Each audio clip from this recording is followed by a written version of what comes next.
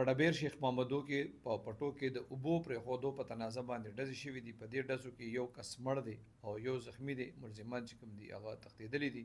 دې حوالې سره د شیخ محمدو اوسېدونکی دی محسن، د په زخمی حالت کې رپورټ درج کړی دی چې یاره د دې دغلته پټي دي وي، په هغې کې بیګا څه کسان دي، هغې پکې اوبه پرېښې وې. سهار دی وایي موږ ته اطلاع میلاو شوه، دی او د ده بل رشته دار دی شاهد فراز او نور رشته داران وایي موږ چې څنګه هلته لاړو نو مسلح کسانو وایي په موږ باندې ډزې وکړې، په دغه تنازع باندې دي وی چې اوبه بندې کړو.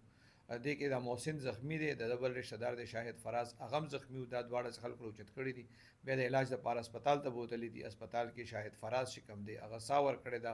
محسن چې کوم دی اوس هم زخمی دی. دې حوالې سره بډابیرې تاڼې پولیس وینا دا ده چې د څلورو ملزمانو خلاف اف ای آر درج کړی دی او د هغې د ګرفتارۍ دپاره چاپې وهل شروع کړي دي.